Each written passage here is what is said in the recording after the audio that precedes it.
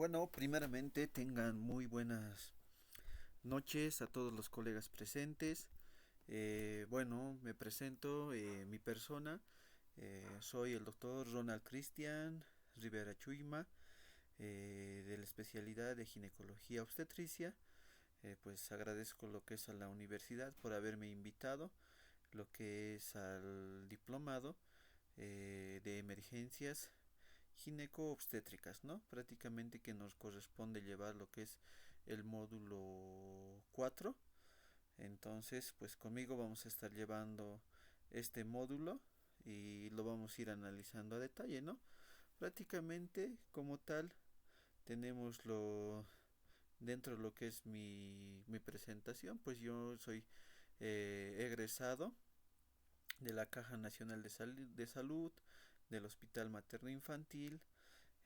También tengo lo que es mi diplomado en educación superior, hice un diplomado lo que es en ginecología, pues prácticamente mínimamente invasiva. También hice lo que es un diplomado lo que es en ecografía ginecológica y obstétrica, ¿no? Y un diplomado en ecografía Doppler fetal y medicina materno fetal, ¿no? Bueno, dentro de lo que es prácticamente este módulo vamos a tratar de abarcar y con qué objetivo general, ¿no? Prácticamente con el objetivo de que pues ustedes puedan adquirir conocimientos y herramientas y habilidades clínicas y de urgencias y emergencias y que tengan una capacidad resolutiva. Entonces, ese es más que todo el objetivo del diplomado como tal, que ustedes pues puedan resolver los problemas que pues se les presente al momento de que ustedes puedan atender una paciente pues que tenga tal vez alguna patología, ya sea ginecológica o ya sea obstétrica, ¿no? Prácticamente de eso trata lo que es el módulo como tal. Está dividido prácticamente en cuatro módulos, ¿no?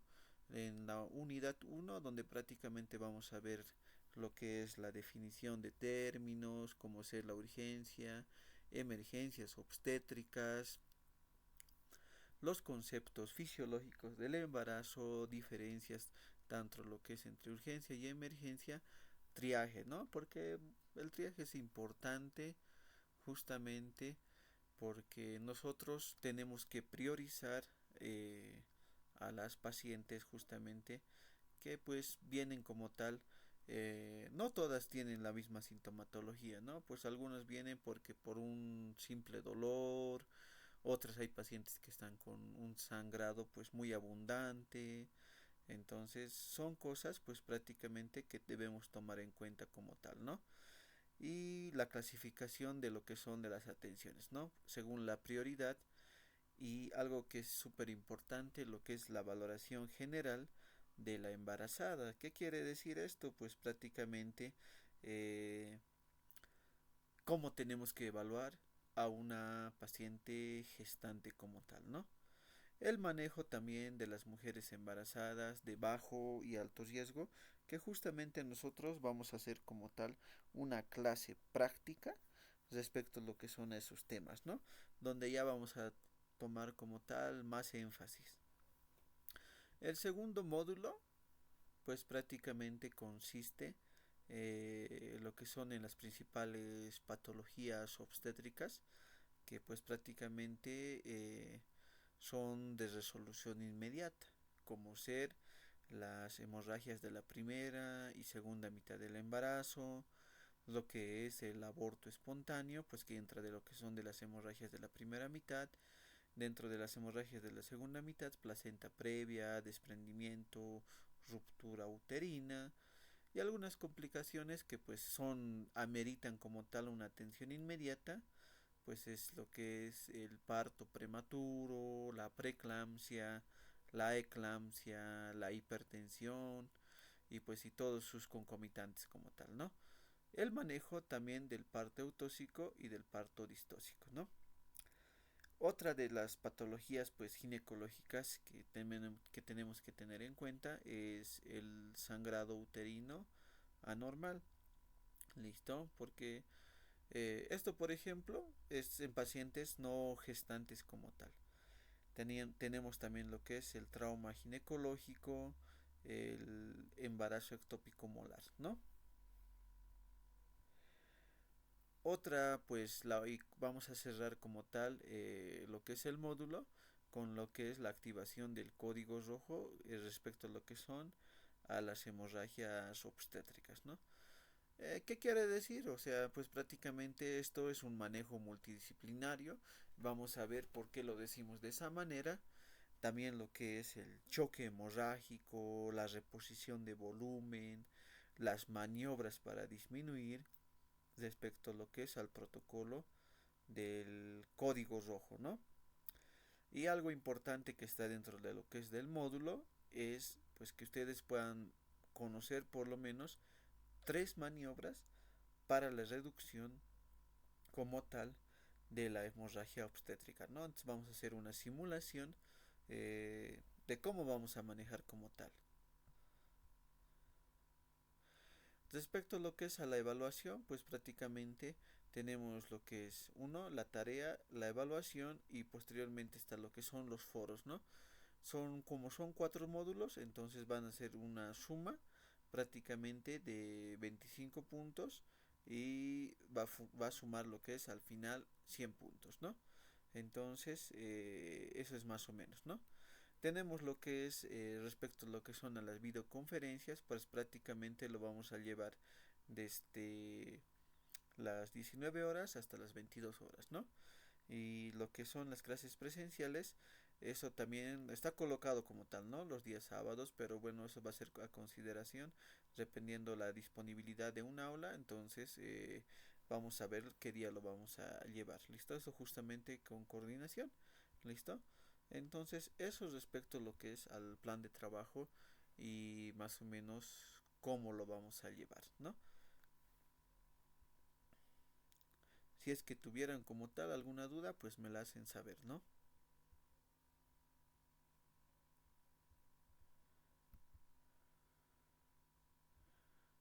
Entonces empezamos lo que es con el módulo uno, ¿no?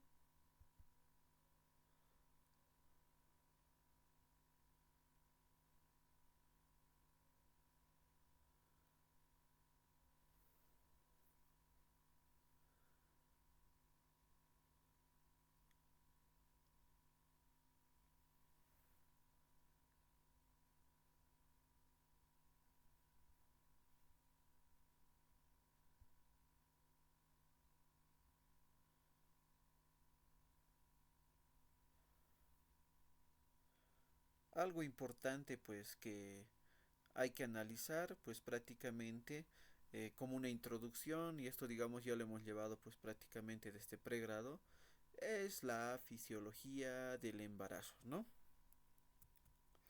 Entonces, ¿qué podemos decir como tal?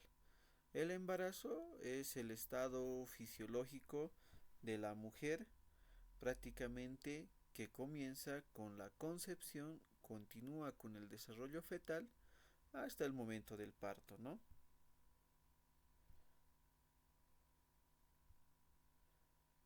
Este periodo se divide pues en semanas, ¿no? Pues prácticamente decimos que pues lo fisiológico sería que la mujer gestante llegue como tal a las 40 semanas, ¿no?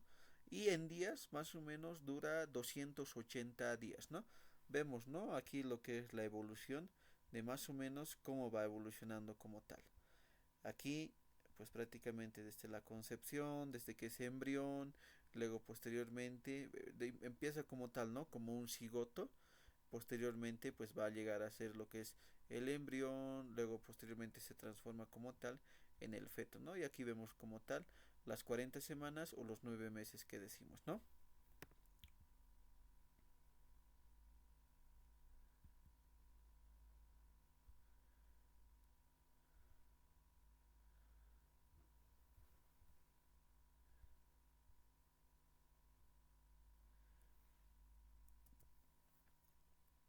¿Qué más? Para adaptarse al embarazo, pues prácticamente el organismo materno experimenta una serie de modificaciones anatómicas y funcionales, ¿no? Entonces, pues prácticamente las modificaciones anatómicas que son signos y datos pues que nos dicen, ¿no? Que pues posiblemente la mujer está embarazada. Y respecto a lo que son a los funcionales, pues prácticamente puede ser lo que es al sistema cardiocirculatorio, desde donde más que todo pues hay unos cambios funcionales como tal, ¿no? Que se presentan secundario a la demanda pues que presenta como tal el bebé, ¿no? O el producto como tal. Algo que tenemos que tomar en cuenta es las modificaciones generales que ocurren como tal durante el embarazo, ¿no? Tenemos lo que es las pigmentaciones cutáneas, como vemos aquí, ¿no? Entonces, ¿y por qué ocurre como tal estas pigmentaciones cutáneas? Hay una estimulación hormonal, por ejemplo, durante lo que es la gestación, hay un aumento significativo de lo que es los estrógenos y la progesterona, ¿no? Y también lo que es de la hormona estimulante de melanocitos. Estas hormonas estimulan como tal a los melanocitos, lo que lleva como tal a la hiperpigmentación. Esta hiperpigmentación es secundario pues prácticamente a la estimulación de los melanocitos, ¿no? Y ciertas áreas del cuerpo. Las zonas afectadas pues prácticamente con mayor frecuencia y pues lo que se presenta son las areolas mamarias, la línea alba abdominal que se convierte en línea negra más adelante. Los genitales externos también adquieren como tal una coloración, las axilas y lo más frecuente que vemos, ¿no? Pues prácticamente en nuestras pacientes gestantes vemos como tal en la cara el melasma o el cloasma gravídico conocido, ¿no?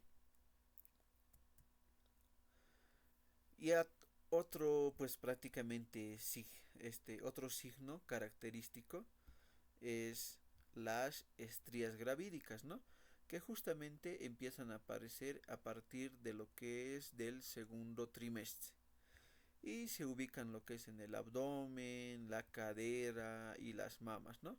Aumentando lo que son, esto es secundario al aumento de los corticoides, ¿no? Puede haber lo que son las arañas vasculares, que no es nada más las elevaciones rojas que se encuentran en la cara, el cuello, los brazos, el tórax, ¿no? Y en algunas ocasiones estas estrías también pueden generar prurito, que afecta más que todo el abdomen y la vulva, ¿no? Como tal, ¿y por qué será el prurito, no? Como hay como tal una lesión en la piel, hay un aumento, una distensión, se libera pues mediadores inflamatorios, entonces que generan como tal este prurito como tal en la paciente, ¿no? Respecto a lo que es al tejido celular subcutáneo, entonces, secundario lo que es a la estimulación hormonal, puede haber lo que es una acumulación de grasa, pues prácticamente, y se puede manifestar como edemas como tal, ¿no? Respecto a lo que son a las faneras, las glándulas como ser, pueden generar como tal una secreción sudoral. El pelo también pues puede generar en algunas, no en todas las pacientes, ¿no? Caída del cabello de lo que es en la zona frontal y en la zona parietal, ¿no? Secundario a estos cambios hormonales. Hay también lo que son las modificaciones en las mamas, ¿no? Generalmente a partir del segundo mes, las mamas se hipertrofian y pues disminuyen de consistencia debido a lo que es a la hiperplasia glandular, ¿no? Esto contribuye a lo que es a la aparición de estrías en los primeros meses. Se muestra como tal una tensión en las mamas, adormecimiento, hormigueo y dolor como tal, ¿no? Y esto pues puede generar como tal mastodinia. Los pezones también pues aumentan de tamaño y se pigmentan, se toman más sensibles y más eréctiles como tal, ¿no? Esto durante pues prácticamente la gestación. Los estrógenos estimulan el desarrollo de lo que son de los conductos galactóforos y la progesterona pues va a generar una hiperplasia de los acinos mamarios, ¿no? Entonces vemos aquí, miren, aquí vemos lo que son los acinos y los conductos galactóforos, ¿no? Esto es secundario a la estimulación hormonal. Vemos aquí como una mama, pues prácticamente, y aquí vemos una mama hipertrófica, ¿no?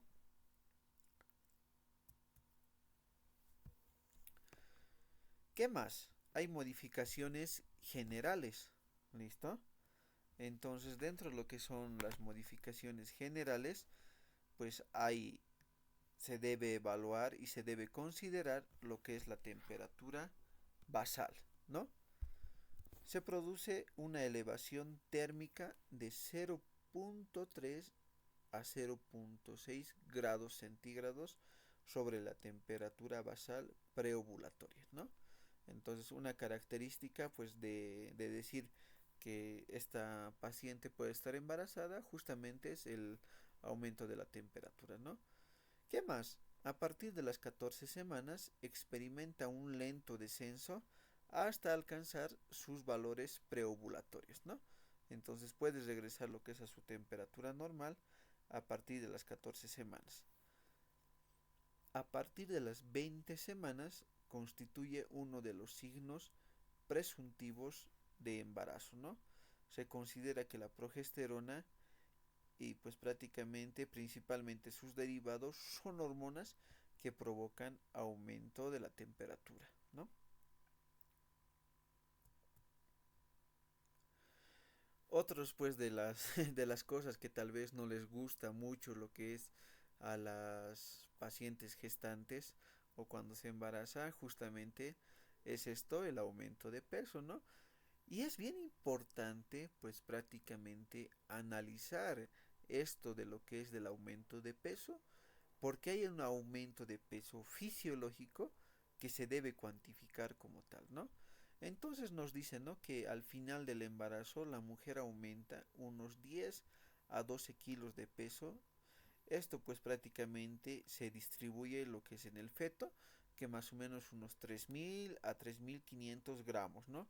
El útero pues aumenta lo que es hasta 1.000 gramos, también lo que es la placenta, las membranas, el cordón de 500 a 600 gramos, ¿no?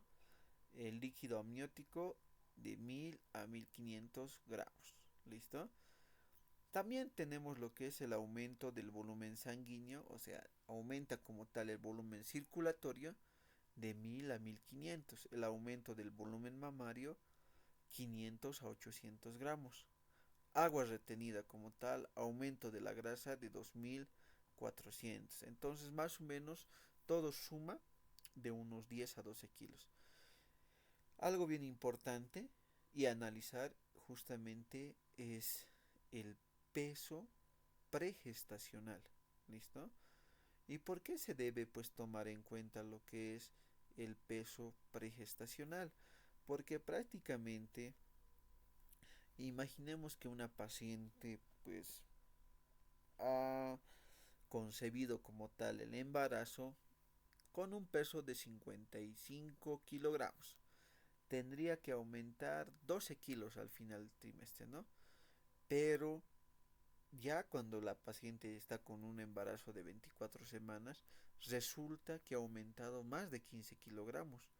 Ah, es que está pasando algo o ha pasado algo, entonces nosotros nos tiene que llamar la atención porque siempre se registra lo que es en el control prenatal, lo que es el peso como tal, ¿no? Entonces se registra lo que es el índice de masa corporal, entonces nosotros tenemos que tomar en cuenta eso. Está aumentando de peso pues prácticamente un poco más de lo que debería, ¿no? Entonces le evaluamos a la paciente y vemos a la paciente pues que está haciendo retención de líquidos. ¿Y por qué está haciendo de retención de líquidos? Son cosas pues que prácticamente ya nos tienen que despertar la curiosidad de investigar, ¿no? ¿Por qué está aumentando? ¿Qué cosas nos puede aumentar o qué patologías nos puede aumentar lo que es el peso? Preeclampsia, diabetes gestacional, obesidad como tal, son las cosas pues que prácticamente nos aumentan de peso, ¿no? Durante lo que es la gestación. Algo que tenemos que tener en cuenta también respecto a lo que son a las modificaciones generales es el metabolismo hídrico. Nos dicen, ¿no?, que al final del embarazo se han retenido de 6 hasta 6.5 litros de agua, representando el 50% como tal. Se dan de cuenta, pues prácticamente hay un aumento, ¿no? Miren, de 6 a 6.5 litros. Y prácticamente eso, ¿dónde va? Pues prácticamente va al feto, la placenta y el líquido amniótico, que componen 3.500, ¿no? Y el aumento del volumen sanguíneo del útero, lo que son y las mamas, de 3.000 ml. Y en promedio como tal hacen 6.500 ml, ¿no? Y por eso pues prácticamente muchos de los otros profesionales tienen miedo como tal al momento de manejar lo que son las pacientes. Por ejemplo, los odontólogos al momento de realizar una curación o una extracción, entonces ellos dicen, no, pregúntale como tal a tu médico si puedo, si te puedo como tal extraer el diente o realizarte una curación.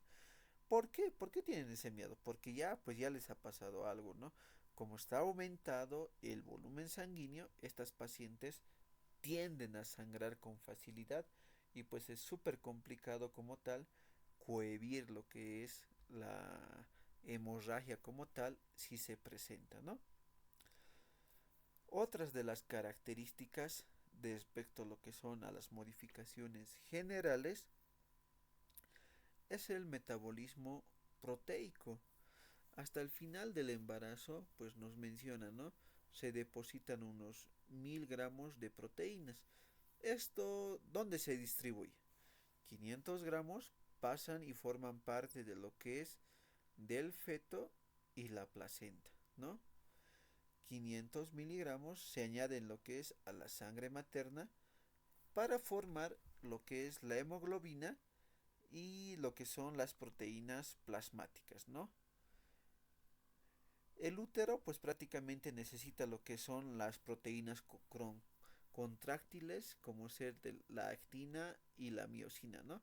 De la misma manera pues las mamas, ¿no? Pues como aumentan como tal su volumen, entonces necesitan como tal la parte proteica. También hay modificaciones respecto a lo que es al metabolismo lipídico. Existe una acumulación de lípidos que luego son catabolizados a medida que el embarazo se acerca al final. Los lípidos totales aumentan apreciablemente, ¿no? Nos dicen, ¿no? Cuando ya llega a las 40 semanas, pues prácticamente pueden aumentar los valores hasta 1.000 miligramos decilitros, ¿no? Siendo esto un valor pregestacional de 700, ¿no?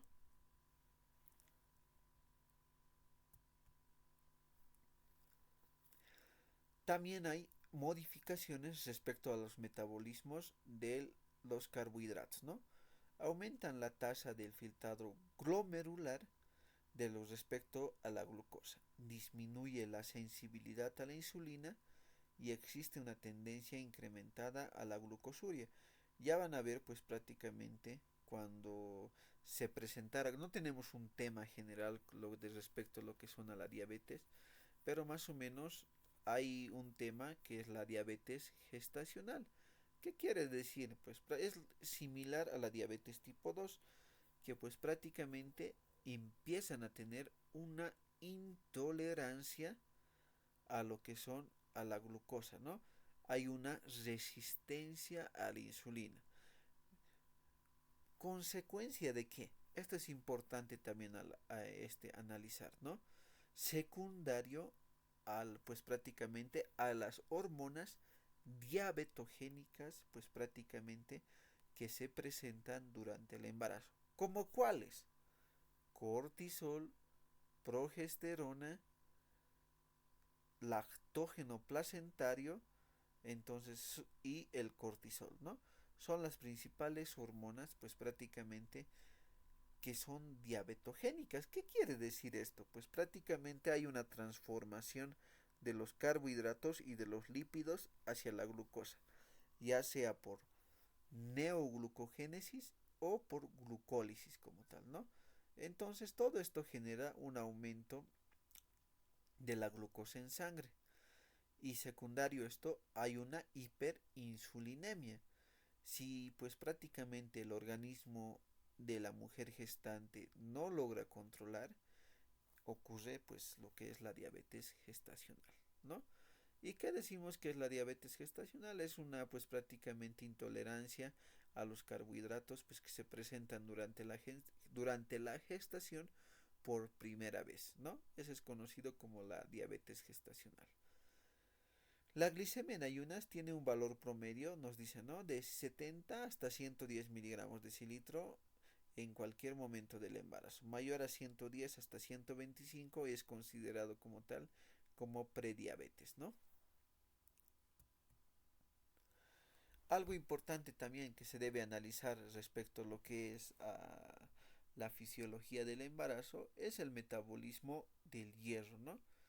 Durante el embarazo, pues prácticamente disminuye lo que son los niveles séricos del hierro, ¿no? Los requerimientos exceden a las cantidades, ¿no? Hasta el final del embarazo se requieren por lo menos 800 miligramos de hierro, 300 gramos para cubrir lo que es las demandas del feto y la placenta, 500 gramos para formar parte de la hemoglobina materna. Esto es importante, ¿no? Por eso hay pues prácticamente de lo que es desde la Organización Mundial de la Salud, a partir de lo que es del primer trimestre, a toda mujer gestante se le otorga 90 tabletas de sulfato ferroso, ¿listo? Justamente por estas demandas pues que está incrementada como tal en el embarazo, ¿no? Porque si no se hace esta suplementación, las pacientes pues pueden entrar como tal en anemia, ¿no?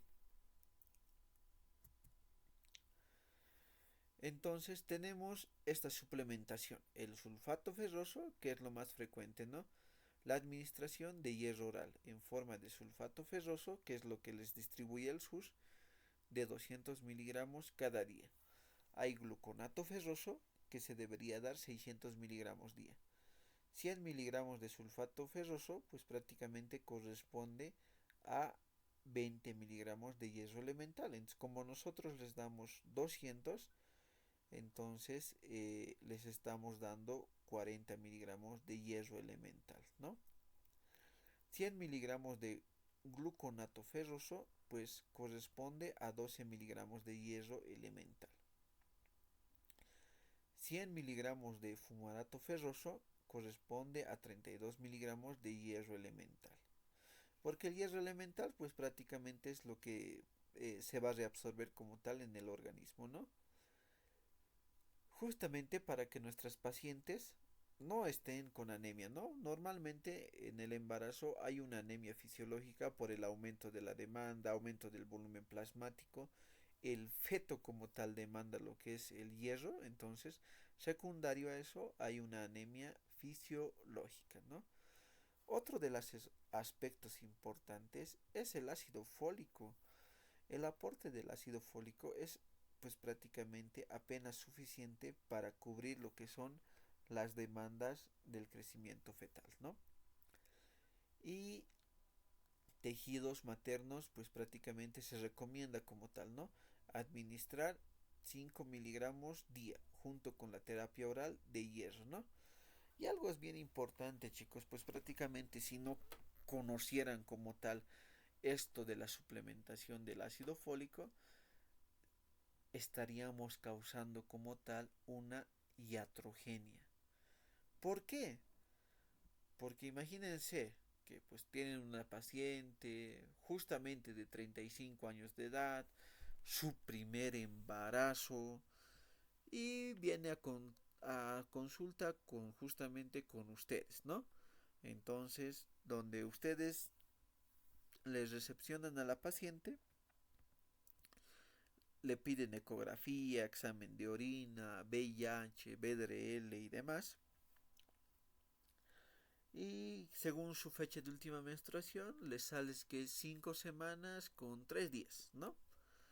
Y listo, le piden su control y demás, pero no le dan nada.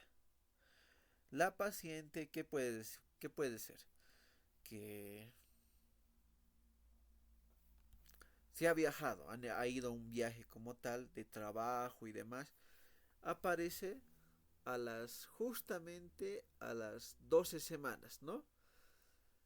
Y vuelve y justamente ustedes tienen, por así decir, el conocimiento de que se debe hacer la ecografía cromosómica.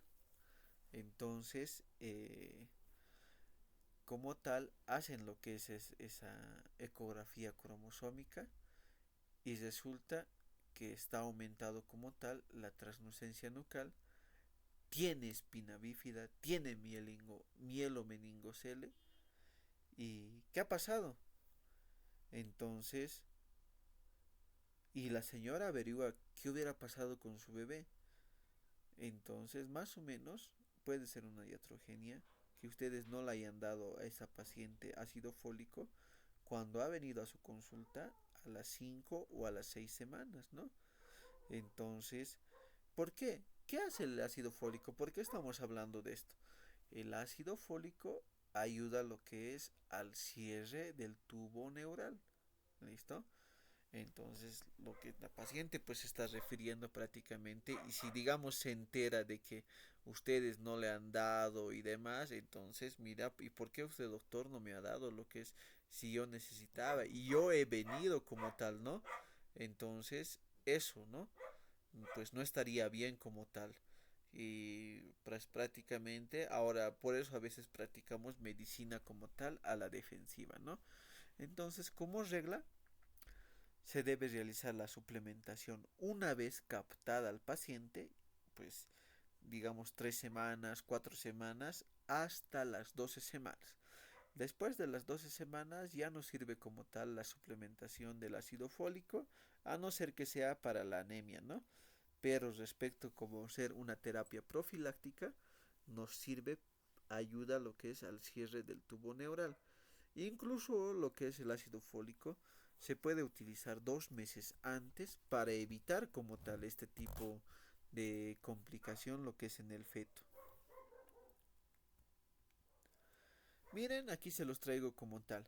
Un artículo, pues prácticamente donde se podría analizar lo que es la anemia ferropénica en el embarazo, esquema de sulfato ferroso intermitente en comparación con el continuo. Y este artículo pues prácticamente nos habla, ¿no? Muchas de las pacientes, si nosotros por ejemplo viene a nuestro control, tiene 8 semanas, 9 semanas, les damos las 90 tabletas que les dan en el SUS, pero ¿qué hacen las señoras? Toman unos 3 y ya no lo toman más. ¿Por qué? Porque el sulfato ferroso les causa como tal un sabor metálico, les causa estreñimiento, dolor abdominal.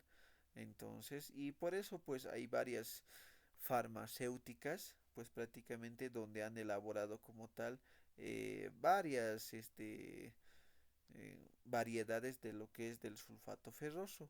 Han creado en formas de grajeas y demás, ¿no? Que pues evitan como tal incluso la acidez del estómago por la toma de lo que es del sulfato ferroso, ¿no? Lo malo es pues que tiene un costo adicional, ¿listo? Entonces han elaborado este artículo donde pues prácticamente el sulfato ferroso de manera intermitente en comparación con el continuo, y se ha visto qué dicen los resultados, que pues prácticamente que el sulfato ferroso de uso intermitente no ha demostrado pues prácticamente que podría actuar de la misma manera pues que comparación con lo que es con el continuo, ¿no? Algo importante también que debemos tomar en cuenta, debemos analizar, es el metabolismo del calcio. El requerimiento adicional del calcio durante el embarazo es de 30 miligramos, ¿no? Pues prácticamente 27.4 gramos se va a lo que es al feto, 1 gramo se va a lo que es a la placenta, y a los tejidos y fluidos maternos adicionales 1.5 gramos, ¿no?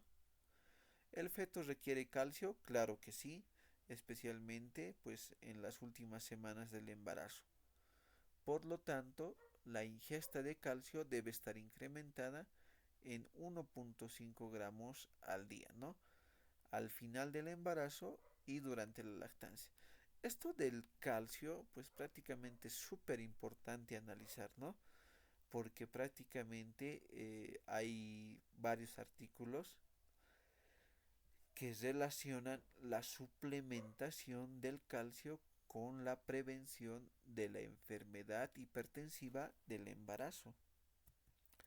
Entonces, miren, tenemos este artículo, pues prácticamente donde nos menciona síntesis de evidencia y recomendaciones para el manejo de la suplementación de calcio antes y durante el embarazo para la prevención de la preeclampsia y sus complicaciones. ¿Y de qué trata este artículo? Supuestamente el calcio pues prácticamente ayuda a lo que es a mantener lo que son los vasos sanguíneos en estado pues prácticamente de vasodilatación y de esta manera pues se puede prevenir lo que es la preeclampsia y sus complicaciones, ¿no? Entonces, ¿y cuánto será que tiene que usar, doctor? 500 miligramos cada día, ¿no? Otros dicen 500 miligramos cada 12 horas, pero lo que digamos la gran mayoría pues manejamos es de 500 miligramos cada día como tal, como prevención de lo que es para la preeclampsia, ¿no? Tenemos otro que son las modificaciones hematológicas. El volumen plasmático aumenta como tal un 45%, ¿no? El aumento de la volemia pues prácticamente no es uniforme. A lo largo del embarazo, por lo tanto, la recarga de la volemia ocurre como tal entre las 28 y las 32 semanas, ¿no? Que se presenta con mayor frecuencia.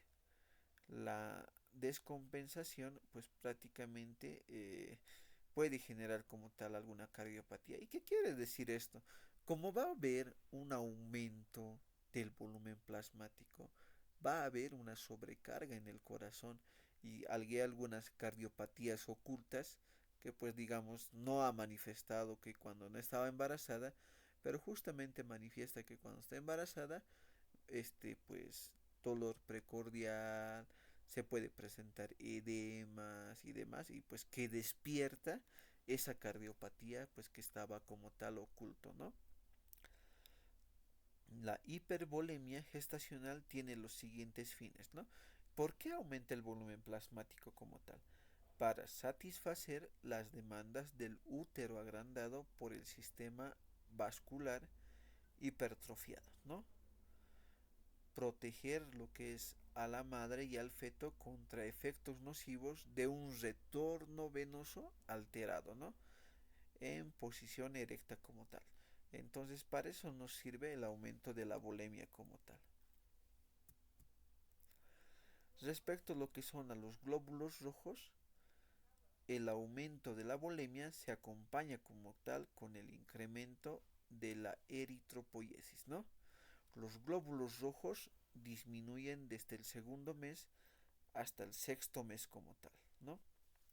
Que se estabiliza y se mantiene hasta el final del embarazo, como tal de 3700 mil por milímetro cúbico, ¿no? La hemoglobina aumenta su concentración, ¿no? Desciende hasta 11 gramos de decilitro hacia las 32-35 semanas debido a lo que es al aumento del volumen plasmático, ¿no? La OMS, o sea, la Organización Mundial de Salud, considera anemia a los valores menores de 11 gramos de decilitro. Por ejemplo, esta bibliografía o este valor es pues sobre el nivel del mar. Por ejemplo, para nosotros, que nosotros vivimos en la altura, ya sea La Paz, ya sea el Alto, consideramos anemia cuando pues prácticamente los valores están menor a 13 gramos de decilitro, ¿no? ¿Listo? Entonces, en ese momento nosotros decimos que nuestras pacientitas están anémicas. Respecto a lo que son a los leucocitos, como tal, puede haber una leucocitosis fisiológica o una leucopenia fisiológica. Entonces, los valores oscilan entre 10.000 y 12.000.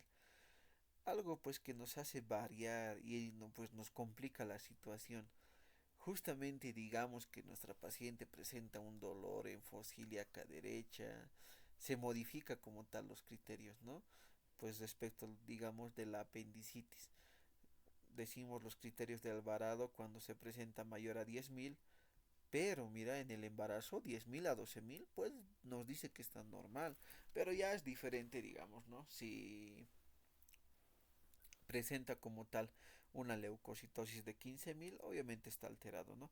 Pero cuando tenemos estos valores decimos, ¿está elevado o no está elevado, ¿no? Los leucocitos aumentan prácticamente desde el segundo hasta el sexto mes, ¿no? En que se estabiliza y se mantiene hasta el final del embarazo. Luego tenemos lo que es el plasma y suero, ¿no? Pues prácticamente las proteínas séricas en comparación de los valores de las proteínas plasmáticas, ¿no? Normalmente las concentraciones de las proteínas totales es de 6.8 más menos 0.4, ¿no?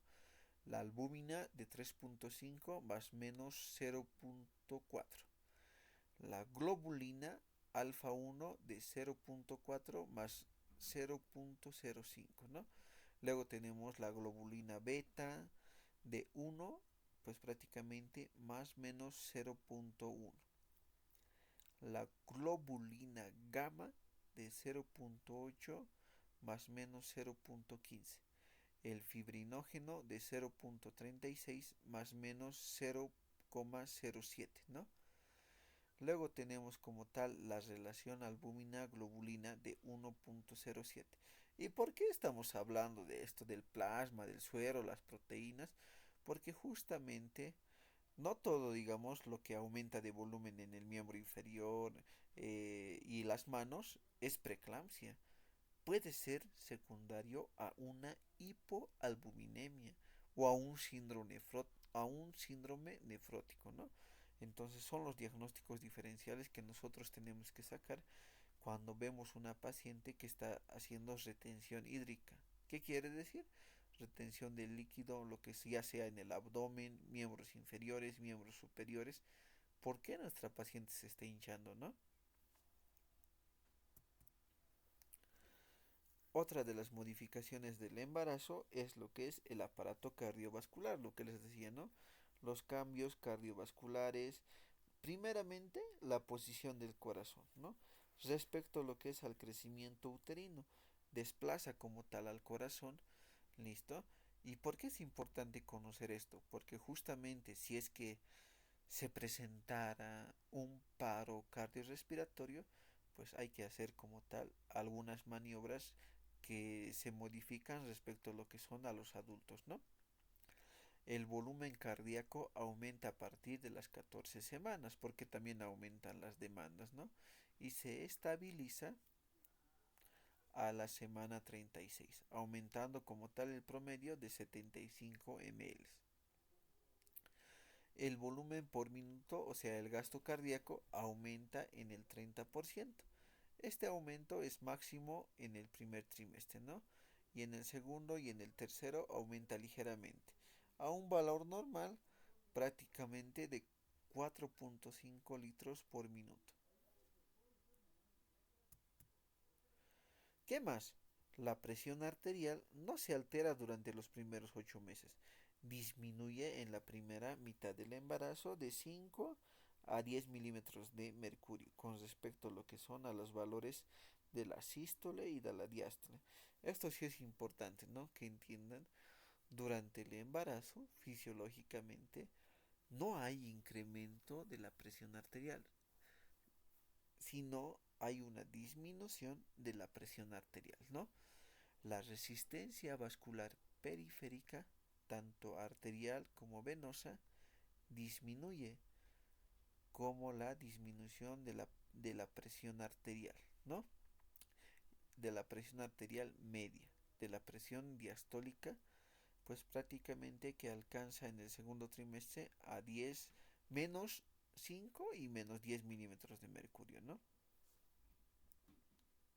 Respecto a lo basal. Hay modificaciones también en lo que es en el aparato urinario. Existe un aumento de la diuresis, la frecuencia urinaria aumenta.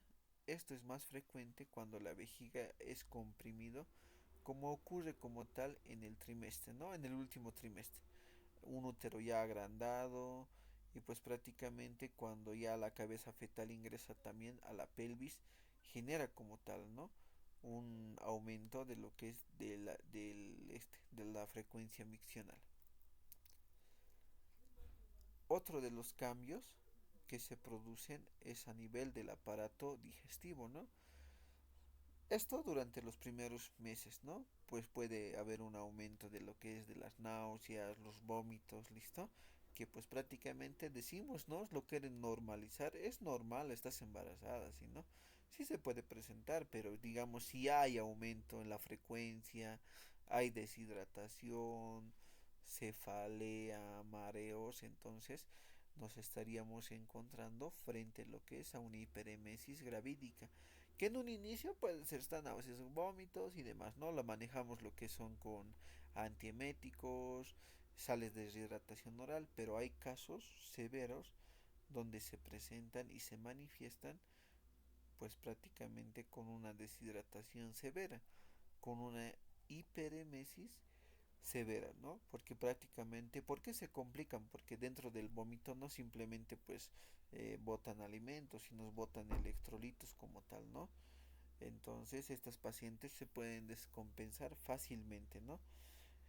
Por lo general, las náuseas y los vómitos desaparecen después de la semana 12, ¿no?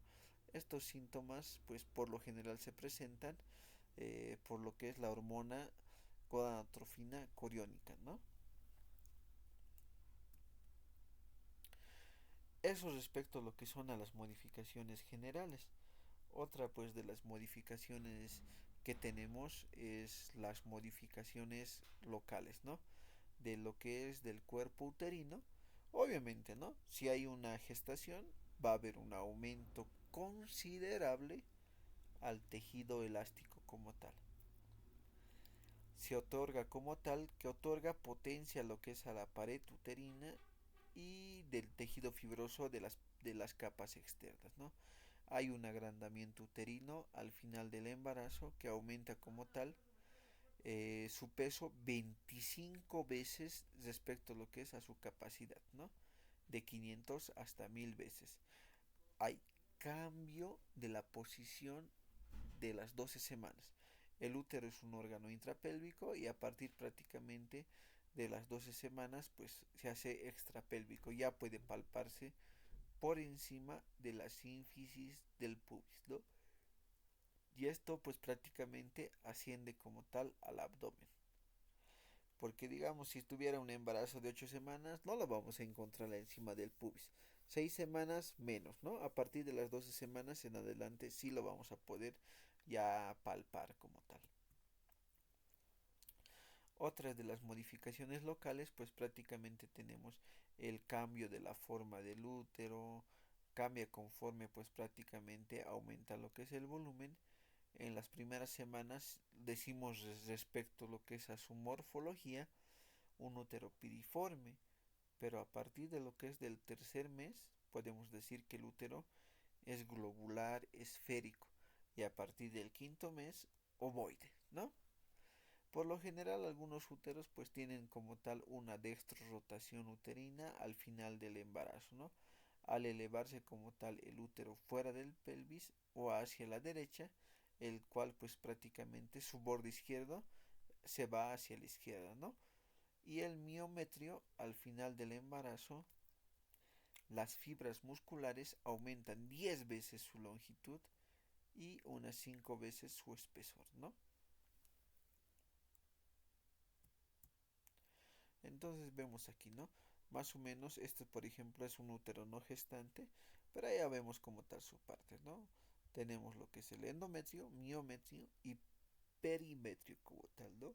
Que son las tres capas del útero. Modificaciones locales que también hay respecto a lo que es al istmo uterino, ¿no? El istmo pues prácticamente se adelgaza y se va a distender para contribuir en la formación del segmento inferior, ¿no? Cuya formación inicia a partir de las 14 semanas y pues va a finalizar a partir de las 28 semanas como tal, ¿no? Que al final del embarazo pues puede llegar a medir hasta 10 centímetros, nos dicen, ¿no? El istmo ya no se llama como tal istmo, sino se llama segmento uterino. Y este es el área pues donde trabaja como tal los obstetras, ¿no? Imagínense, mira, como nos dice, llega a medir hasta 10 centímetros de largo en su cara anterior, ¿no? Otras de las modificaciones locales, pues prácticamente es las modificaciones del cervix, ¿no? El reblandecimiento, la cianosis, la mayor vascularización, el edema de cervix y la hiperplasia de las glándulas cervicales, ¿no? La situación. El cuello uterino al principio del embarazo se ubica lo que es en situación posterior, por eso justamente es difícil pues prácticamente colocarlo, ¿no? Mientras que pues en el preparto se centraliza, ¿no? Entonces ya no es necesario buscarlo lo que es en la parte posterior, sino es que ya lo vamos a encontrar en la parte central. Los valores normales respecto a lo que es a la longitud del cervix nos dicen, no, con el tacto podríamos determinar si ese cervix es corto o es largo, entonces podríamos decir, si es normal, pues mide entre 3 y 5 centímetros, ¿no? Pero si digamos mide menor a eso, entonces podríamos decir que se está empezando a acortar, ¿no? El orificio cervical. El orificio cervical interno está cerrado por lo general, ¿no? Y el orificio cervical externo, pues prácticamente igual, de la misma manera es cerrado en una nulípara, una paciente pues que nunca ha tenido como tal partos, ¿no? Pero en las multíparas, lo que es el orificio cervical externo puede permanecer como tal abierto. Aquí vemos, ¿no? Miren, este es el útero, este es el cervix. En una primípara nos dicen, ¿no? Pues prácticamente aquí vemos que está formadito el cuello. En una multípara, donde prácticamente el OSI puede estar cerrado, pero el orificio cervical externo ya pues se encuentra como tal abierto, ¿no? Y respecto a lo que es, pues prácticamente vemos aquí como el cuello se está borrando, ¿no? Como se va entrando dentro de lo que es el útero, ¿no?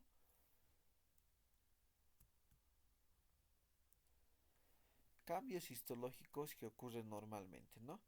El tapón mucoso. El tapón mucoso, pues prácticamente proviene de las glándulas cervicales y de las células caliciformes. Actúa de barrera defensiva impidiendo el ascenso como tal de los gérmenes hacia la cavidad uterina. ¿Listo?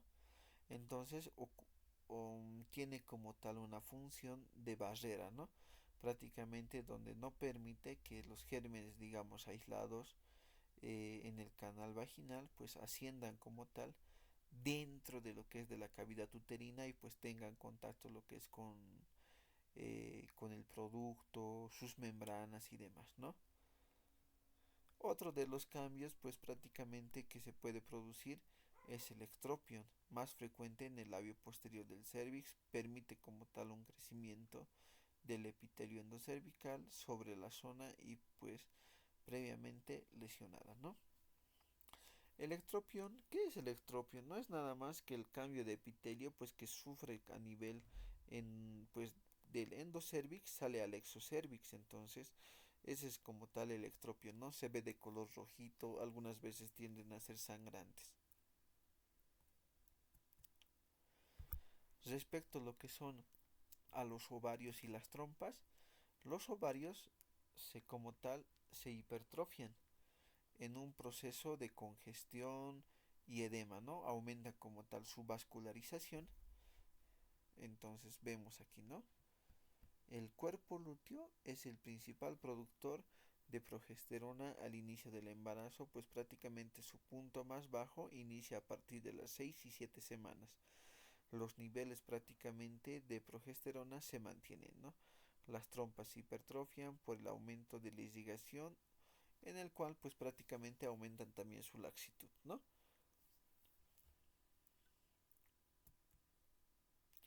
Otras de las modificaciones locales pues es a nivel de lo que es del canal vaginal. Hay modificaciones anatómicas, el aumento de la vascularización de este órgano provoca la siguiente, ¿no? El color violeta, signo de Chadwick, ¿no?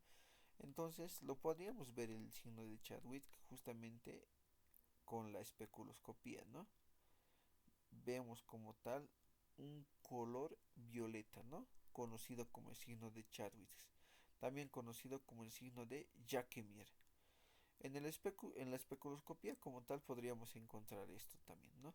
El aumento del grosor de la mucosa vaginal, con cierto grado de hipertrofia y reblandecimiento como tal de los tejidos, ¿no? Hay también algún tipo de modificaciones bacteriológicas. Los gérmenes varían en cada zona de la vagina, ¿no? El tercio inferior predominan como tal los estreptococos y los estafilococos, bacilos y otros gérmenes, ¿no?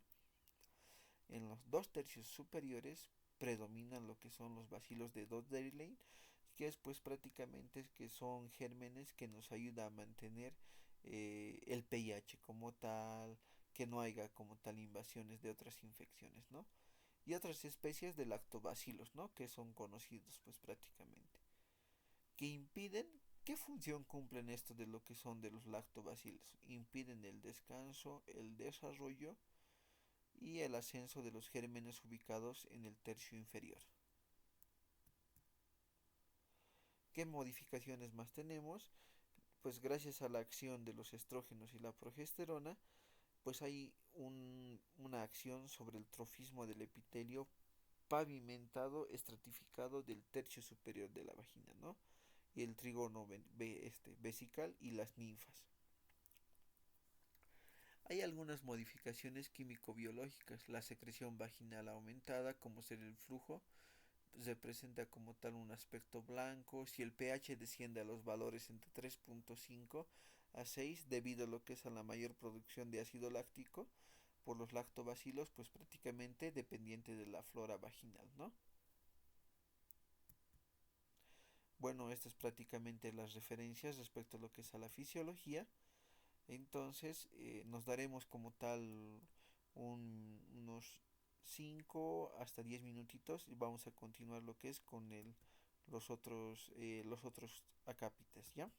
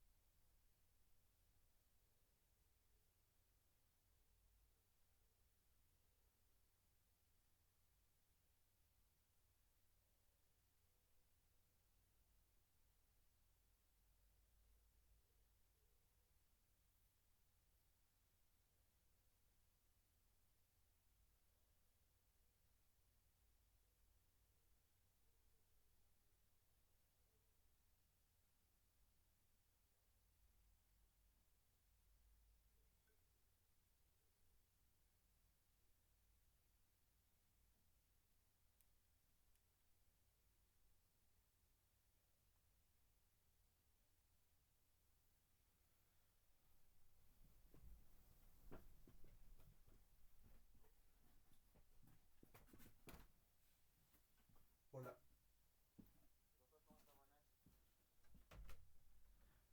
¿Qué tal, Doc? Dígame, Doc.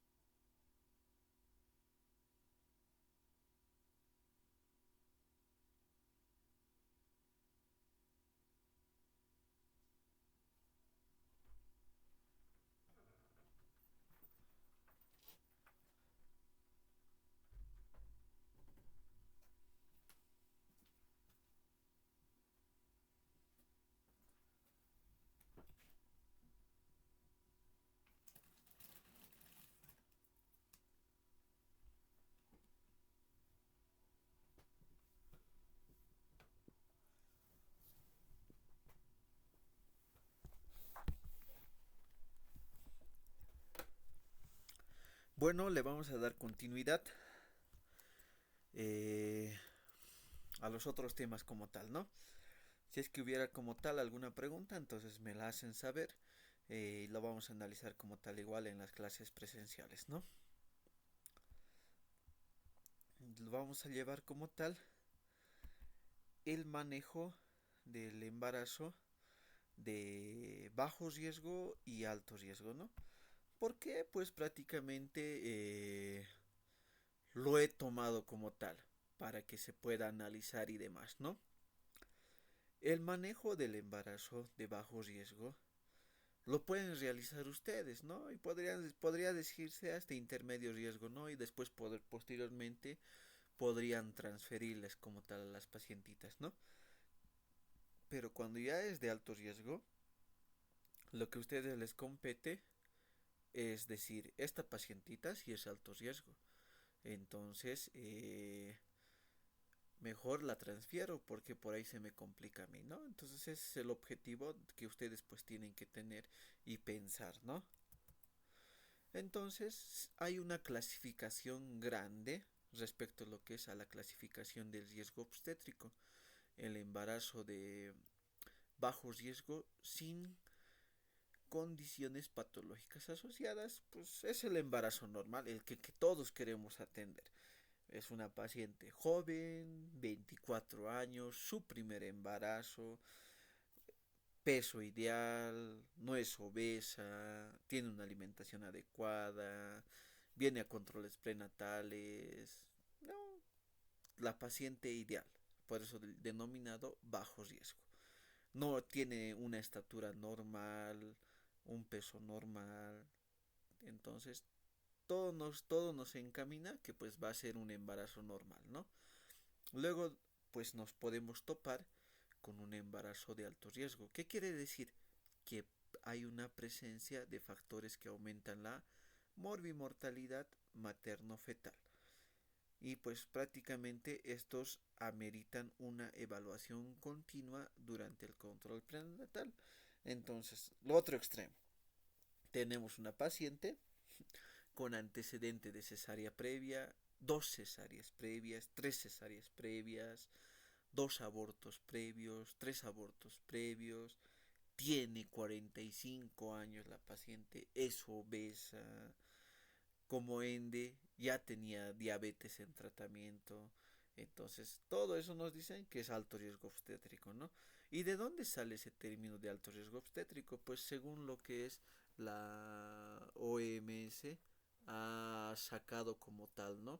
El CLAP, pues donde prácticamente nosotros marcamos lo que son los incisos o los círculos. Si es amarillo, es alto riesgo obstétrico, ¿no? Entonces tenemos aquí, ¿no? El manejo del embarazo de bajo riesgo. El que amerita control prenatal periódico, según como tal el protocolo nacional, la educación en salud, la nutrición, signos de alarma, promoción de parto humanizado y lactancia materna, ¿no? El tamizaje básico de lo que es de anemia, infecciones y presión arterial, ¿no? Entonces, ¿qué compete como tal? Entonces, un manejo como tal que ya está establecido lo que es para la Organización Mundial de la Salud respecto a lo que es al manejo del embarazo, ¿no? Que ya lo vamos a llevar igual más adelante, qué es lo que se debe pedir, solicitar, pues en cada como tal, en cada embarazo como tal, ¿no? Respecto a lo que es al manejo del embarazo de alto riesgo, se debe realizar una evaluación especializada, incluso no solamente con el ginecólogo obstetra, sino que también interviene otras especialidades como ser en endocrinología, ¿listo? Cirugía, medicina interna, entonces otras especialidades más, ¿no? Y se debe pedir como tal, como les dicen, ¿no? Interconsulta con medicina interna, endocrinología, también digamos, ¿no? Por ejemplo, aparte de lo que es la ginecología obstetricia, que es la especialidad, digamos, ¿no? Nosotros manejamos hasta cierto punto las pacientes. Como tal, hay una subespecialidad, pues, donde manejan lo que son los casos más complicados, que es medicina materno-fetal, ¿listo? Y también se debe como tal realizar el plan de parto individualizado, ¿no? Si digamos tiene dos cesáreas previas, pues ni modo, ¿no? Va a ser este cesárea. pero si es cesárea previa, aún pues podríamos darle chance de parto, pero con algunos criterios que ya lo vamos a ir analizando, ¿no?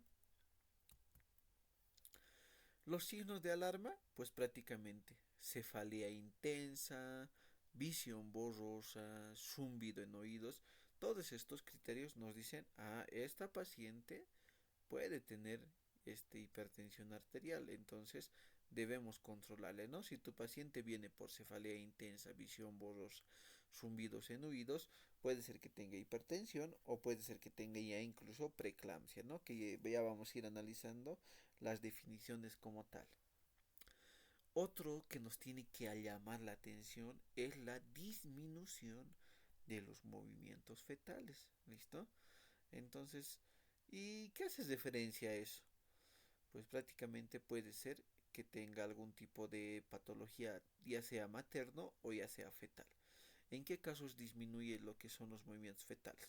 Por ejemplo, hay una enfermedad que es la colestasis intrahepática, donde prácticamente hay una impregnación por los ácidos biliares, lo que es en el feto, y secundario a esto hay una disminución de los movimientos fetales.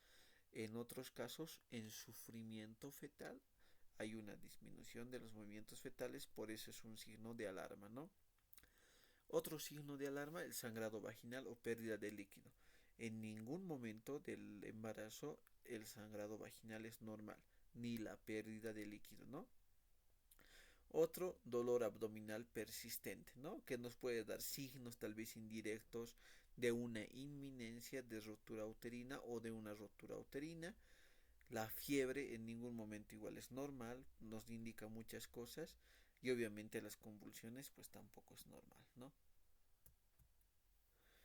Intervenciones prioritarias, lo que habíamos mencionado, ¿no? Dentro de lo que es la fisiología, la suplementación del hierro, claro que sí, el ácido fólico, obviamente, y pues también deben recibir como tal la vacunación contra la influenza, tétanos, COVID-19, ¿no? Se debe realizar lo que es la prevención de la preeclampsia. Ya vamos a ver pues cómo se realiza lo que es la prevención de la preeclampsia y también pues tenemos que evitar como tal un parto pretérmino, ¿no? Se debe dar como tal a todas las pacientes una consejería de salud mental y pues prácticamente algunas veces siempre está considerado lo que es la violencia de género, ¿no?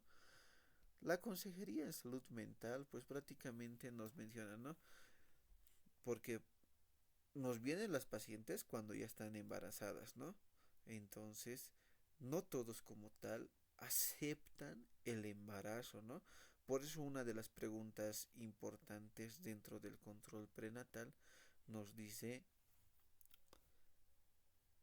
¿ha sido planificado tu embarazo? Y ahí nos contesta sí y no, ¿no? Entonces, si es sí, obviamente no, pues prácticamente la pareja estaba buscando una gestación. Pero si te dice que no es planeado, no está con la pareja o en el peor de los casos, pues que puede ocurrir, puede ser producto de una violación, de un abuso sexual y demás. Entonces, prácticamente ahí influye lo que es la salud mental, ¿no? Pese, digamos, ¿no? Que ha sido producto tal vez de una violación, o de un abuso sexual, se reúnen como tal los padres, tíos, con justamente la paciente y al final deciden continuar con el embarazo, ¿no?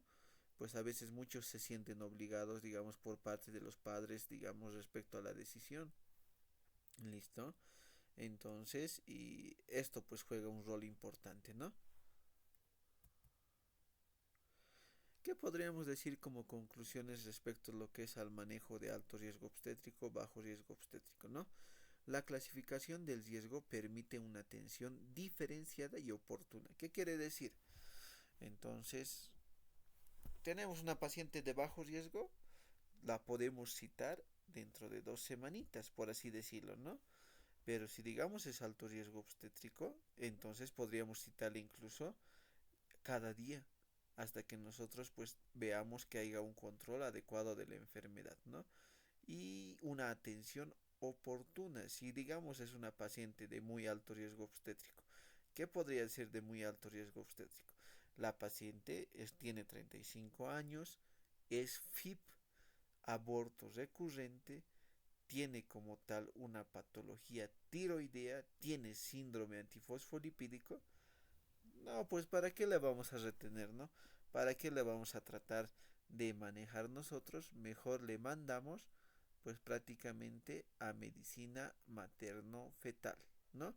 Porque prácticamente si nosotros le hacemos perder el tiempo, puede ser pues que nos crucemos con el desenlace, que si digamos es un embarazo de 13 semanas, 12 semanas, pues pueda terminar en un aborto como tal, ¿no? El control prenatal es clave para prevenir las complicaciones. Claro que sí, porque el control mismo nos ubica, nos da, es como una tablita, es nuestro chanchullo de cómo está evolucionando la mujer gestante, ¿no?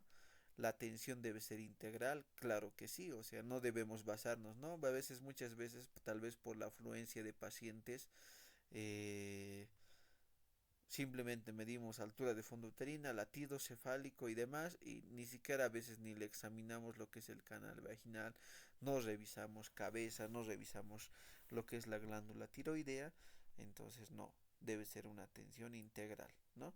Humanizada, claro que sí, no deberíamos perder en ningún momento lo que es esta parte pues de lo que es de una atención humanizada, porque no tratar a los pacientes como tal vez un objeto y demás, ¿no? Como algunas veces ocurre, tienes 20 pacientes, ya, pase, siéntese, le mides tanto, tanto, no le explicas, ya, nos vemos la siguiente semana. Y la paciente, pues muchas veces las pacientes, al menos del SUS, no dicen nada, no dicen nada, tal vez por el grado escolar y demás, pero a ver, eso hagan en la caja, pues no, no va a ser igual, porque pues las pacientes de la caja mínimo les van a demandar por ese trato que están recibiendo, ¿no? Pero en el SUS a veces pasa eso, ¿no? Les maneja, ya, nos vemos a la siguiente y a la paciente no le hemos explicado nada y pues producto de eso pues a veces son mal vistos, ¿no? Y pues nuestra atención debe ser basada en la evidencia, ¿no? No debemos manejarnos en dichos, no debemos manejarnos pues en cosas que ya han pasado como tal, ¿no? A la historia, sino con la nueva evidencia como tal. ¿Listo? Entonces esta es la bibliografía. Ya vamos a ir analizando, pues prácticamente como tal, como un resumen tal vez. Bajo riesgo obstétrico, paciente gestante sin factores de riesgo, ¿no? Alto riesgo obstétrico, pacientes pues ya puede ser solamente un factor de riesgo, dos, tres o muchos factores de riesgo, ¿no? Donde prácticamente se amerita una atención individualizada, ¿no? Puede ameritar solamente la valoración del médico ginecólogo o puede ameritar la valoración de otros médicos más, ¿no? Eso entonces respecto al manejo pues prácticamente de embarazadas de bajo y alto riesgo, ¿no? Entonces vámonos con la valoración general de la mujer embarazada, ¿no? Entonces, ¿por qué es importante, no? Muchas veces esto, pues, como tal, genera un conflicto, un problema y demás. Lo que ocurre por lo general en los servicios de emergencia, entonces, hay como tal, como 6 a 7 gorditas que están esperando allá afuera, ¿no? O sea, las mujeres embarazaditas. Hay algunos que realmente sí nos dicen, ¿no? Pues que está viniendo tal vez por un resfrío y vienen a emergencias, ¿no? Cuando no es una emergencia, digamos, ¿no? Otro viene por un dolor lumbar leve, otro viene por lo que es por aumento en la frecuencia miccional y otro está viniendo por la eliminación del líquido claro y otro está viniendo por sangrado, ¿no? Pero, ¿qué nos dice lo que es la norma? Que en ningún momento nosotros deberíamos subestimar lo que la paciente nos refiere, ¿no? Entonces, deberíamos realizar una valoración general a la mujer embarazada, ¿listo? Y no simplemente decirle, ¿sabe qué señora? Vaya a consulta externa, así, porque esto no es una emergencia. Sin embargo, puede ser que sea una emergencia. Ya se van a dar de cuenta, pues, que la valoración de una mujer embarazada no te toma más de 5 minutos, ¿no? Entonces, si ya les revisas si se está todo bien, tú tranquilo y la paciente igual se queda tranquilo, ¿no? Porque muchas de las mujeres embarazadas, y al menos si son primigestas, todo es nuevo, todo pues les da una preocupación, les da una ansiedad, por ende como tal, pues las hormonas ya le dan esa sensibilidad, ya le dan esa labilidad y aparte digamos que ustedes le digan, no, ¿sabe qué señora? Vaya a consulta externa, pues no, no está bien, ¿no? Entonces no deberíamos hacer como tal o no deberíamos tomar esa conducta, ¿listo? Les pongo como tal un caso clínico. Esto, por ejemplo, esto ha pasado de verdad, simplemente no vamos a dar nombres, ¿no? La paciente viene como tal, ¿no? A emergencias y le dice, me duele mi cabeza, doctor, y pues me duele también un poco mis ojos, así. Y le pregunta, ¿no? Ya sea, pues ya sé quién la haya valorado, ya sea el interno, el residente, no creo como tal el médico especialista, ¿no? Entonces le dice, "Mm, pero eso no es emergencia, señora. Eh, Imagínense que es un sábado, ¿no? No es emergencia su señora, vaya por favor. Y la señora dice, sí, tengo mi consulta el día lunes. Entonces vaya nomás, espere nomás su consulta. Y vuelve el día domingo, pues prácticamente en ambulancia con convulsiones. ¿Y qué ha pasado? Le toman la presión 180, 120. Ya está en eclampsia, entra en operación de emergencias. Esa paciente, sin embargo, ha venido a consultar al servicio de emergencias, pero ¿cómo lo tomaríamos? Como que le han negado la atención. O sea, la anamnesis como tal no resuelve, como tal no genera, sí nos orienta, pero no genera diagnósticos. Entonces, ¿cuál debería haber sido el manejo adecuado? El manejo adecuado, pues lo más prudente hubiera sido, ya sabe qué señora, pase, le vamos a evaluar, tomarle la presión, medirle la altura de fondo uterina, escucharle al bebé y demás, ¿no? Se hubiera prevenido. Yo creo que el día sábado, pues ese día sábado ya se hubieran dado de cuenta que la paciente estaba con un estado hipertensivo del embarazo. ¿Listo? Entonces, ¿qué se debe valorar como tal, no? Una valoración integral de la mujer embarazada es fundamental para garantizar un embarazo saludable. ¿Ya? Es claro que sí. Permite identificar los factores de riesgo, necesidades específicas y planificar intervenciones oportunas. Claro que sí. ¿Cuáles son los objetivos de la valoración? Detectar factores de riesgo obstétrico y psicosocial. No siempre se debe preguntar como tal el ámbito, lo que les mencionaba, ¿no? Establecer un plan de cuidado individualizado, promover la salud materna y fetal, ¿no? Facilitar la educación prenatal y la toma de decisiones informadas como tal. Entonces, nosotros tenemos como tal la historia clínica perinatal, que es conocido con lo que es como CLAP, ¿no? Entonces, donde nosotros tomamos datos de la identificación, como ser su nombre, su apellido, la edad y demás, ¿no? Que son los datos generales, ¿no?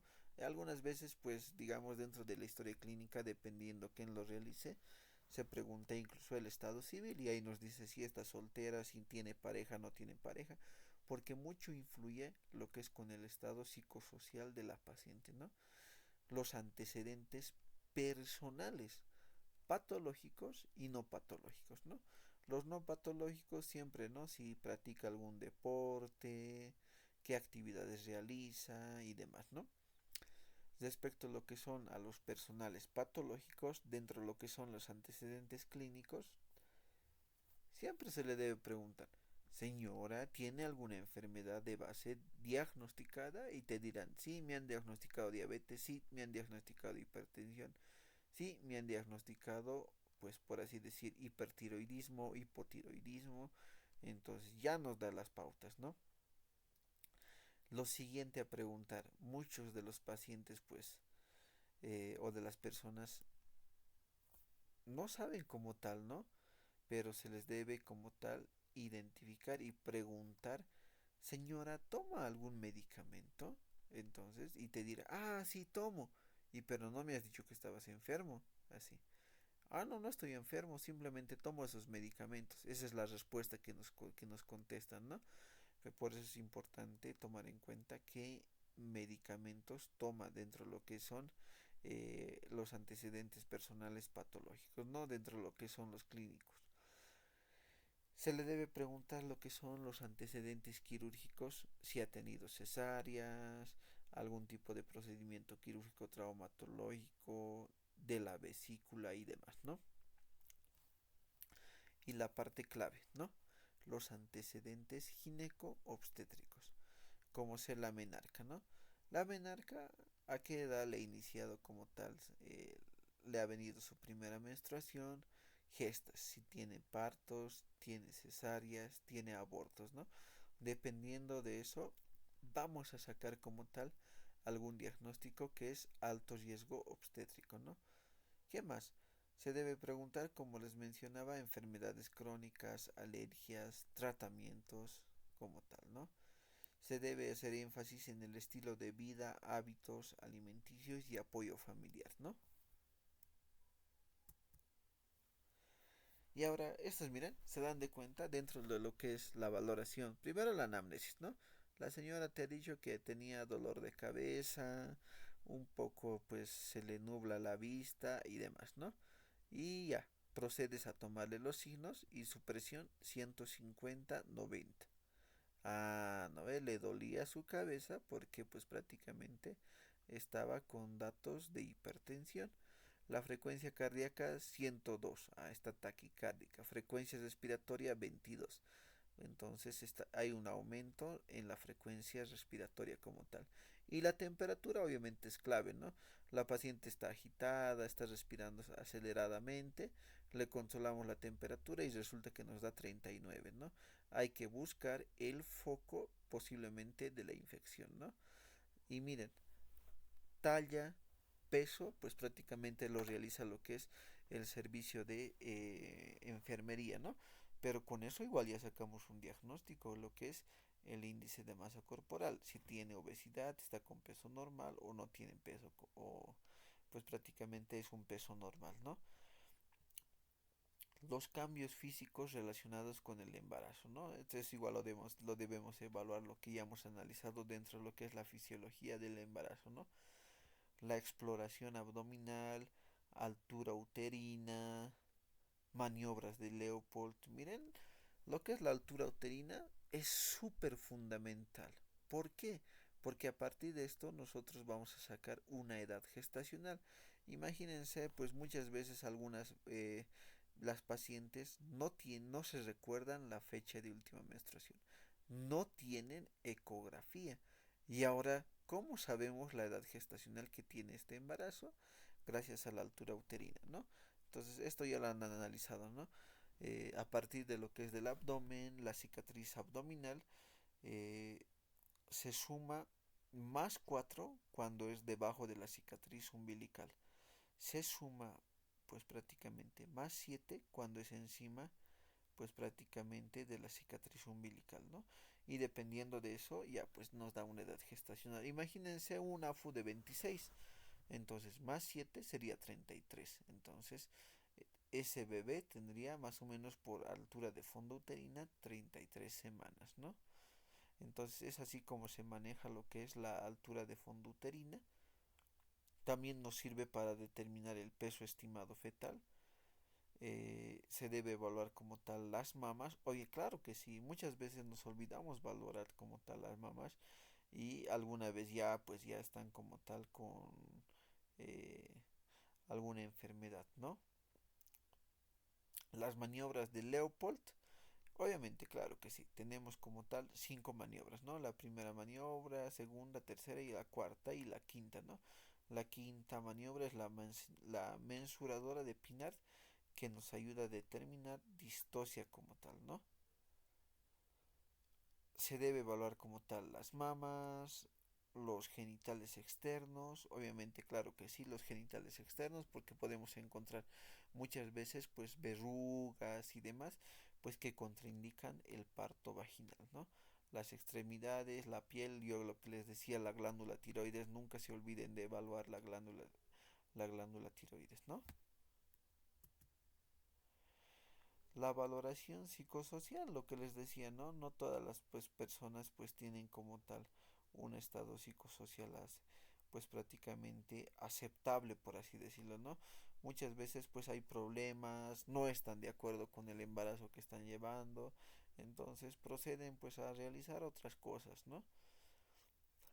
Tienen que preguntarle pues prácticamente respecto a la percepción del embarazo, o sea, ¿qué piensa actualmente que está llevando como tal el embarazo, ¿no? Debe haber como tal un apoyo familiar. A veces pues cuando hay como tal el embarazo no hay ni el apoyo familiar, ¿no? Pues prácticamente por eso ya al menos como están bajo influencia de las hormonas, se ponen y llegan como tal a una labilidad emocional, rechazo al embarazo, ¿no? Entonces, y también se debe preguntar si cuenta con la pareja, no tiene pareja. Son datos que se deben considerar. ¿Y por qué debemos preguntar todo eso? Porque debemos orientarlos, debemos ser empáticos lo que son con las pacientes, ¿no? También se podría hacer un cribado respecto a lo que son a la violencia de género, lo que nos menciona, ¿no? Considerar lo que son las creencias y los valores y las prácticas culturales relacionadas con el embarazo, ¿no? Porque a veces, pues, a veces nosotros nos limitamos a que solo eh, tienes que venir al hospital, tienes que venir pues prácticamente al centro, ¿no? Pero sin embargo tienen otros valores, tienen otras políticas, tienen otras creencias, entonces tendríamos que adaptarnos a eso, ¿no? Las pruebas que se deben pedir, las pruebas complementarias, lo que les mencionaba, que no deberían faltar, pues cuando se hace como tal el cribado y demás, pues de una paciente, entonces no debería faltar lo que es la beta-HCG, entonces, que es para confirmar el embarazo, ¿no? Grupo y factor, obviamente sí, para descartar incompatibilidad de grupo. La glucemia, obviamente sí, si es que no está pues con inicios de diabetes y demás, ¿no? El examen general de orina para ver si no hay algún tipo de infección urinaria, porque si hay algún tipo de infección urinaria, pues puede desarrollar una amenaza de aborto, ¿no? Se debe pedir lo que son ecografías obstétricas según el trimestre, ¿no? Lo que mencionábamos, ¿cuántas ecografías debe por lo menos tener una paciente, ¿no? Desde el inicio de la gestación hasta finalizar la gestación, por lo menos de 4 a 5, ¿no? Prácticamente, ¿no? La primera ecografía al contacto, ¿no? La ecografía pues temprana, luego sería lo que es la ecografía cromosómica, morfológica, luego sería a partir de las 28 semanas, pues lo que es de crecimiento y desarrollo, y su última ecografía sería a partir de las 37 semanas en adelante, ¿no? Se debe realizar lo que es el cribado de infecciones, lo que es el VIH, sífilis, hepatitis B, ¿no? Entonces, lo que más frecuente hay, VIH, sífilis, ¿no? Eso prácticamente todos se hacen, pero sin embargo, hay otros tipos de pruebas, ¿no? Cribado como tal de cáncer de cervix y de salud bucoduodenal. Algo importante, chicos, pues cuando está embarazada dicen, no hay que tomarle PAP, puede sangrar mucho. Sí, tienes razón, pero se le podría tomar hasta las 20 semanas. A partir de las 20 semanas está proscrito como tal lo que es la toma del PAP, ¿no? Muchas veces pareciera que no se va a presentar o no es frecuente. Justo cuando pensamos eso, se presenta como tal del cáncer de cervix y el embarazo, ¿no? Entonces se debe hacer como tal, como regla, una vez que se ha diagnosticado como tal el embarazo, se debe hacer como tal el cristal, pues prácticamente hasta las 20 semanas, ¿no? Lo que es el PAP, hasta las 20 semanas se debe realizar. porque después de eso pues hay aumento de riesgo de sangrado y demás. Lo que les mencionaba, la clasificación del riesgo, ¿no? Podríamos realizar también lo que es la clasificación, lo que ya hemos mencionado, embarazo sin complicaciones, bajo riesgo, riesgo intermedio con antecedentes o condiciones pues que requieren vigilancia como ser una cesárea previa, antecedentes de diabetes, antecedentes de preeclampsia y demás, no antecedentes de producto grande para la edad gestacional, son pues pacientes que entran dentro del grupo de riesgo medio, ¿no? Luego tenemos alto riesgo, patologías maternas o fetales que requieren atención especializada como tal, ¿no? Lo que ya habíamos mencionado, dos cesáreas previas, aborto a repetición, que esté con diabetes, que esté con preeclampsia, entonces ese es denominado alto riesgo obstétrico como tal. Esa es la bibliografía que se ha utilizado justamente para la presentación. ¿Listo?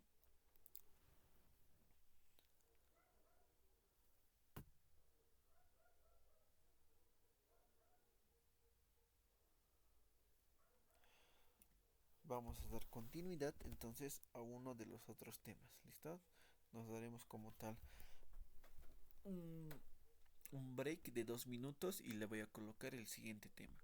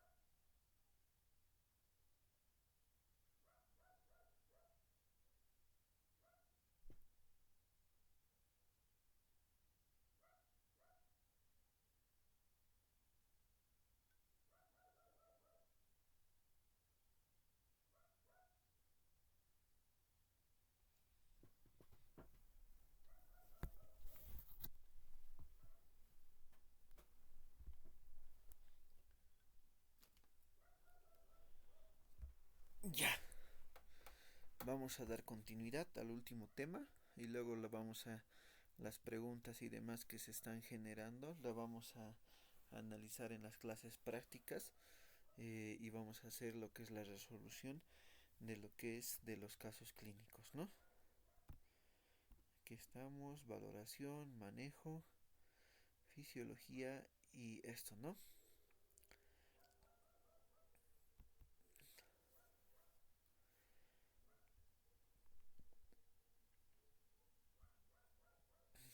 Esto es súper importante que pues nosotros podamos entender respecto a lo que es a la diferencia entre una urgencia y una emergencia ginecobstétrica, ¿no?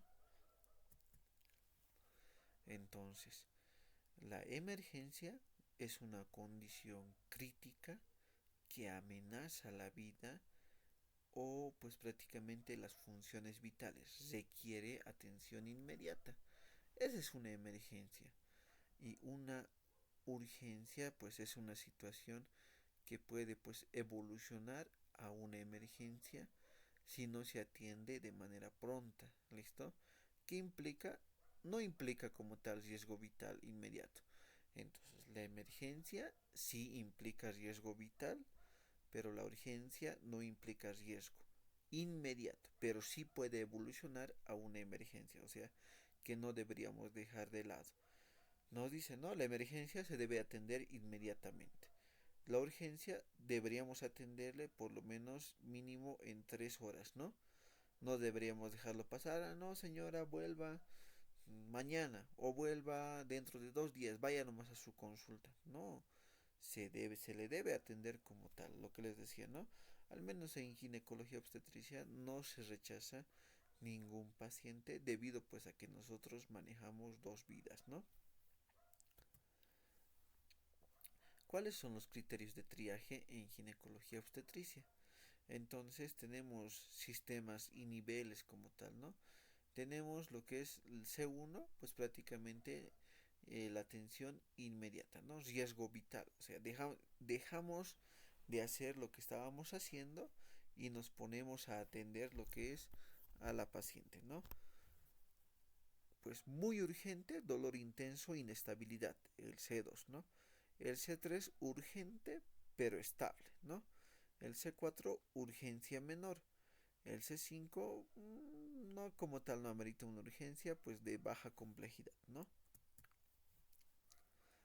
Tenemos ejemplos clínicos, miren, las emergencias, una hemorragia postparto, porque la hemorragia postparto se nos puede complicar en menos de 5 minutos, en menos de 10 minutos y la paciente puede hacer paro, ¿no? Entonces debemos manejarlo inmediatamente la hemorragia postparto. La eclampsia, claro que sí, si nuestra paciente está complicado no le vamos a decir espere 3 horas, ¿no? Pues hay que atenderla inmediatamente. La rotura uterina, claro que sí, porque hay un hemoperitoneo, pues entonces la paciente puede descompensarte en minutos y puede fallecer, ¿no? Lo mismo, el embarazo ectópico roto, hay una hemorragia masiva, entonces como tal necesita una laparoscopía o una laparotomía y aspirar todo pues el contenido sanguíneo, ¿no? Urgencias, la amenaza de aborto, que si no se maneja adecuadamente, entonces pues va a progresar a un aborto, ¿no? Dolor pélvico moderado, sangrado vaginal leve, ¿no? Entonces, el sangrado vaginal leve que en un inicio era, se puede volver a moderado, incluso a abundante, ¿no? Entonces, por eso no se debe menospreciar como tal estos cuadros clínicos, ¿no? Pues no estamos entendiendo, la urgencia se puede atender como máximo hasta 3 horas, ¿no? Y si es que digamos no es una urgencia, pues la despachamos. Pero si es una urgencia, pues y amerita internación, hay que evolucionar, hay que ver la evolución como tal de lo que son de la paciente como tal, ¿no? Porque puede evolucionar de una urgencia a emergencia. Por ejemplo, la amenaza de aborto puede terminar en aborto. Otra enfermedad, la amenaza de parto prematuro, si no se maneja adecuadamente, no se maneja correctamente, va a evolucionar a un parto prematuro y eso sí es una emergencia, ¿no? Dolor pélvico moderado, ya pues digamos que eh, Como dice moderado, pues puede evolucionar a un severo, puede ser que sea un absceso tubovárico, ¿no? Y el sangrado leve, pues puede ser un sangrado moderado a un sangrado pues abundante que puede descompensar lo que es los signos vitales como tal, ¿no? Entonces eso. Y la emergencia pues se atiende inmediatamente. La, ¿Y cuál es la importancia de la diferenciación? Permite priorizar los recursos y la atención médica, ¿no? Entonces, si digamos es emergencia, pues estamos priorizando bien. Pero si digamos es una urgencia, entonces, y estamos haciendo esperar una emergencia, no estamos priorizando bien los recursos ni la atención médica, ¿no? Mejorar la calidad del cuidado materno, claro que sí, porque pues los minutos son valiosos cuando es una emergencia como tal. Imagínense una eclampsia, pues los minutos son valiosos como tal, ¿no? Y esto nos permite, esto del triaje, nos permite reducir la morbimortalidad materna y perinatal. ¿Listo? Optimiza el uso del sistema de salud. Entonces, esos son los principales beneficios, pues prácticamente, y importancia de que nosotros podamos diferenciar como tal, ¿no? Esa es la bibliografía, pues prácticamente usada, ¿listo?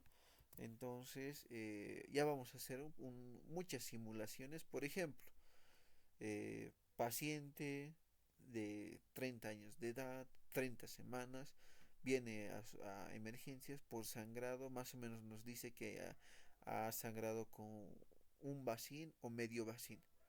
¿Será una urgencia o será una emergencia? Entonces, eso es lo que tenemos que tener, ese pensamiento crítico. Obviamente es una emergencia, un vacín, la paciente viene pálida, álgida, entonces si hasta y le vemos sigue sangrando, entonces no, pues hay que interrumpir el embarazo, ¿no? Porque prácticamente está en una hemorragia obstétrica. Si no lo manejamos adecuadamente y a tiempo, incluso puede llegar como tal, pues se puede chocar, puede llegar a un shock hipovolémico y finalmente pues prácticamente puede hacer un paro cardiorrespiratorio, ¿no? Entonces no deberíamos jugarnos pues prácticamente con la que son las pacientes, ¿no? Porque prácticamente se complican en minutos, se descompensan en minutos, entonces por eso se debe realizar un adecuado manejo, ¿no? Todas las preguntas pues que tengan pues la vamos a resolver y vamos a hacer simulación de alto riesgo, bajo riesgo, ¿no? Entonces nos quedamos ahí, hasta ahí por favor. Entonces y vamos a continuar, ese sería, ¿no?, los temas, y vamos a continuar con los otros temas en la clase presencial, pero hasta ahí nos quedamos respecto a lo que es a la clase teórico pues virtual, ¿ya?